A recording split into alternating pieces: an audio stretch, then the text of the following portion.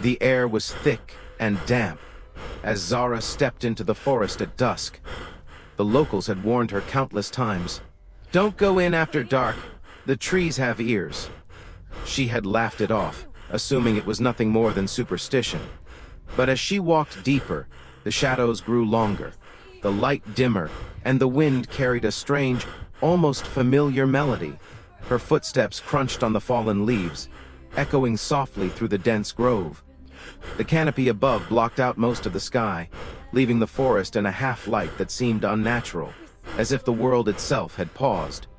She stopped for a moment, sensing something shift in the air. A whisper, faint, almost imperceptible. Zara, her name. The sound was soft, carried on the breeze, and yet undeniably real. She spun around, flashlight trembling in her hands. The trees swayed gently, but the forest floor was empty. No one was there. "It's just the wind," she muttered, though her voice sounded small and fragile in the vastness. She pressed on, heart racing.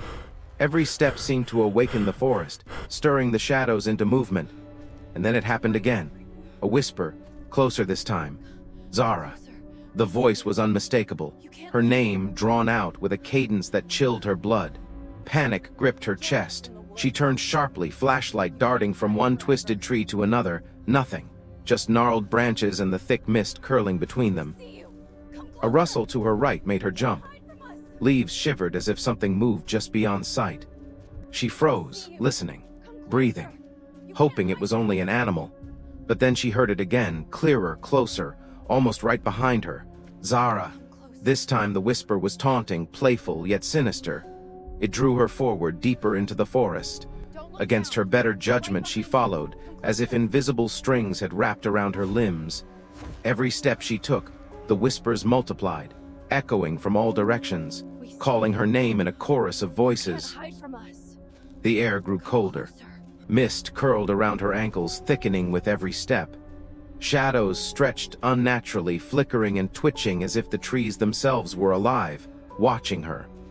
She tried to retrace her steps, but the forest seemed different now. Paths she remembered vanished, replaced by twisted corridors of trees that loomed over her like silent sentinels. "Zara, come to us." The voice was no longer gentle. It was a command, seductive and hypnotic. She stumbled forward, heart hammering, breath ragged. Panic clawed at her mind. The whispering was everywhere now, weaving through the leaves, echoing in the hollows of the trees, surrounding her completely. She tried to scream, but the sound died in her throat. The forest was alive, and it hungered for her fear. Shapes flickered at the edge of her vision, tall, thin figures moving between the trees, their forms blurred, like smoke in the wind. They whispered her name endlessly, circling her, drawing her deeper. Branches reached out, snagging at her clothes and hair. The ground seemed to shift beneath her feet. Each step forward felt like wading through a dream, heavy and unreal. Every whisper tugged at her, urging her to run, yet to stay simultaneously. She found herself in a clearing, bathed in an eerie, silvery light.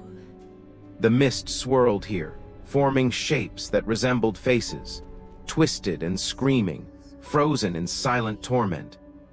And at the center of the clearing, a massive tree loomed, blackened and ancient, its bark twisted like writhing hands. The whispers were deafening now, emanating from the tree itself. "Zara, stay." Frozen, she watched as the mist around the tree condensed into figures, faces, hands, bodies, all reaching toward her. They whispered her name, 1,000 voices in unison, each one full of longing, anger, sorrow, and hunger. Every instinct screamed to flee, but she was paralyzed, trapped by the sound of her own name. The ground beneath her feet shivered, roots erupted, curling toward her like serpents. The tree groaned, a deep resonant sound that seemed to vibrate through her bones. Her flashlight flickered violently, casting wild, dancing shadows across the forest. The whispers became a chant. "Zara, join us." Tears streaked her face. She screamed, finally breaking free from the hypnotic pull, and ran. Branches tore at her clothes, roots clawed at her feet, but she ran, stumbling, falling, getting up, running again. The forest seemed endless, twisting, folding back on itself. The whispers pursued her relentlessly, her name a drumbeat of terror in her ears. She reached a narrow path, and for a moment, hope. The moonlight spilled through the trees, illuminating a way out. She sprinted, lungs burning, blood pounding. Behind her, the whispers grew frantic, desperate, almost pleading. But she didn't look back. She didn't dare. Finally, the edge of the forest appeared. She broke through the final line of trees, collapsing onto the cold grass outside. The wind carried the forest's voice away, and the whispers faded into distant echoes.